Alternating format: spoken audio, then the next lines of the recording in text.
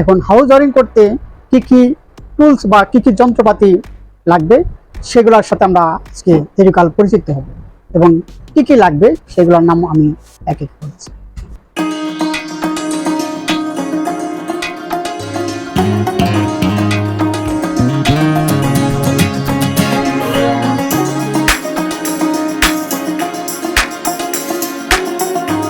আসসালামু আলাইকুম, আপনারা সবাই ভালো আছেন? তো যাই হোক, আমরা হাউস ওয়ারিং সম্বন্ধে বেশ কিছু জানলাম। এখন হাউস ওয়ারিং করতে কি কি টুলস বা কি কি যন্ত্রপাতি লাগবে সেগুলোর সাথে আমরা আজকে দীর্ঘকাল পরিচিত হব এবং কি কি লাগবে সেগুলোর নাম আমি এক এক বলছি। তো প্রশ্ন,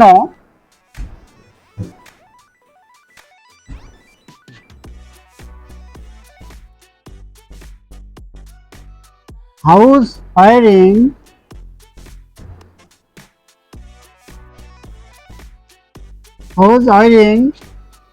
করতে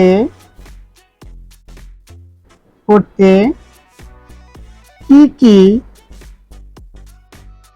কি যন্ত্রপাতি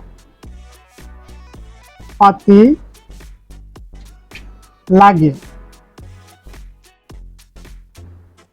কি কি যন্ত্রপাতি লাগে? প্রশ্ন হলো হাউস ওয়ারিং করতে কি কি যন্ত্রপাতি লাগে, এ হলো প্রশ্ন। এখন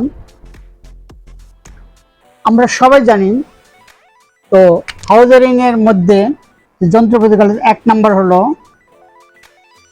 কম্বিনেশন প্লায়ার্স, যেটা আমরা সাধারণত সবাই প্লাস বলি। টেকনিশিয়ান এবং নন টেকনিশিয়ান যারা আছে সাধারণ লোক সবাই আমরা প্লাস হিসাবে পরিচিত, সবাই প্লাস জানি। সেটা হলো, তো এক নম্বর হলো কম্বিনেশন প্লায়ার্স।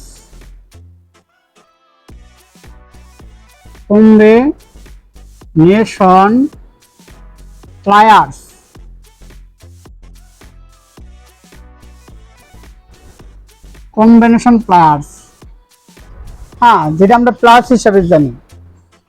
এক নম্বর হলো কম্বিনেশন প্লায়ার্স। দুই নাম্বার নোজ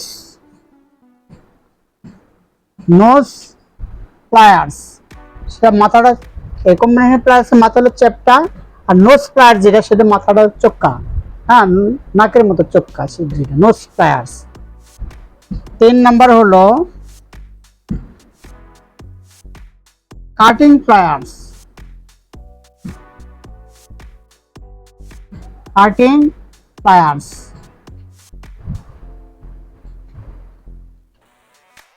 এই হলো এই তিনটে মেইন। একটা হলো combination pliers, nose pliers, cutting pliers. আরেকটা জিনিস লাগবে, সেটা হলো টেস্টার। সেটা কারেন্ট আছে কিনা আর নাই, কারেন্ট টেস্ট করার জন্য সেটা হলো নিয়ন টেস্টার বা টেস্টার হিসাবে নিয়ে। চার হলো নিয়ন টেস্টার।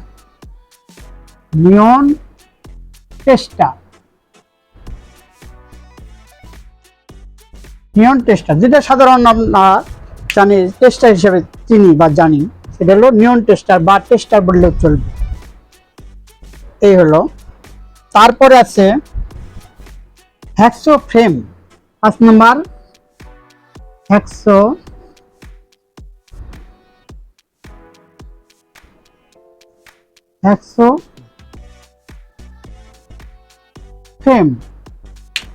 ফ্রেমটা হলো করাতের মতো, সেটা হ্যাক্সো ব্লেড লাগায় আমরা যে কোনো, যখন কনসিল ওয়ারিং করবো পাইপ গুলো কাটার জন্য এই হ্যাক্সো ফ্রেম দরকার।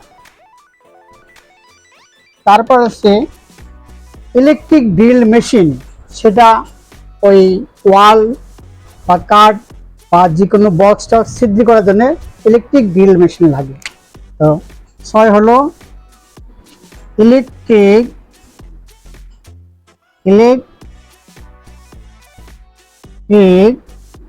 Drill machine.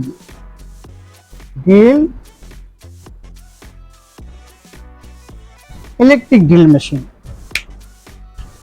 এইটা হলো ইলেকট্রিক ড্রিল মেশিন। এটা ওই ওয়াল আর যে কোনো জিনিস সিদ্ধ করতে এটার সাহায্যে সিদ্ধ করতে হয়।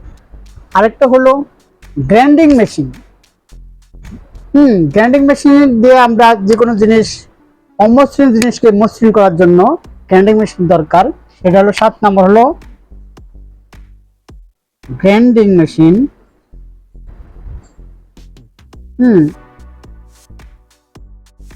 Grinding machine, grinding machine. এটা গ্রাইন্ডিং মেশিনের দুইটা ডিস্ক, একটা যে কাটিং ডিস্ক আছে, আর হলো গ্রাইন্ড মানে মসৃণ করার জন্য ভাই আমরা হলো মেশিন। তো ওই গ্রাইন্ডিং এর মেশিন ওটা খুলে আমরা এই কাটিং মেশিন দিয়ে আমরা ওয়াল, যেহেতু আমরা কনসিল ওয়ারিং করি গ্রুপ কাটার জন্য, ওয়াল কাটার জন্য আমরা গ্রাইন্ডিং মেশিন কাটিং মেশিন দিয়ে ওয়ালটা একটা গ্রুপ কাটতে পারি। এখানে আমরা মাঝখান দিয়ে কি দিব, ওই যে কনসিল ওয়ারিং করতে পাইপ, পিভিসি পাইপ বসাতে হয়, সেই তখন এই গ্রাইন্ডিং মেশিনের বা কাটিং মেশিনের দরকার হয়। তারপর আছে 8 নাম্বার হ্যামার বা হাতুড়ি।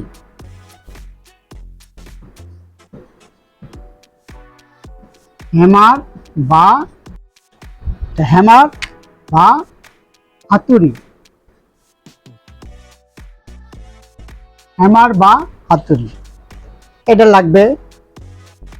হাতুড়ি বাদ দিয়ে আমরা হাতুড়ি যেটা বলি এটা। তারপর লাগবে ছেনি। 9 নাম্বার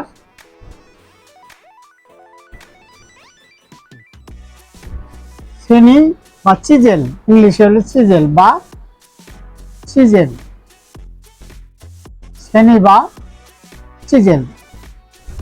ওই যে আমরা গ্রুপ কাটতে, যে ওয়াল কাটতে যে ছেনির দরকার, এই ছেনির আমরা ওয়াল কাটতে পারি, যে কোনো জিনিস কাটার জন্য এই ছেনির দরকার আছে। তারপর আছে 10 নাম্বার 8 বা 8 ইঞ্চি, 10 ইঞ্চি ও 12 ইঞ্চি স্টার স্ক্রুড্রাইভার, স্টার ও ফ্ল্যাট এখানে দিই, ফ্ল্যাট ও 8 নাম্বার 8 ইঞ্চি, 10 ইঞ্চি ও 12 ইঞ্চি স্টার ও ফ্ল্যাট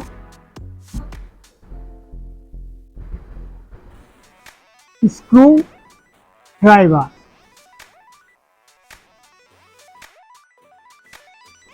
স্ক্রুড্রাইভার লাগে, এটা বিভিন্ন সাইজের আছে, যেমন 8 ইঞ্চি, 10 ইঞ্চি ও 12 ইঞ্চি। তারপর আছে 11 নাম্বার 22।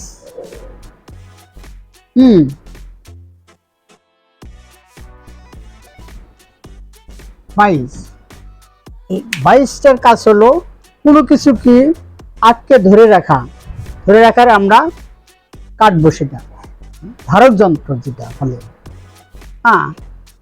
এইগুলো হলো প্রধান যন্ত্রপাতি। এই যন্ত্রপাতিগুলো হলে আমরা হাউস ওয়ারিং করতে পারবো। ঠিক আছে, হাউস ওয়ারিং করতে শুধু তো খালি হাতে করা যাবে না, যন্ত্রপাতির দরকার।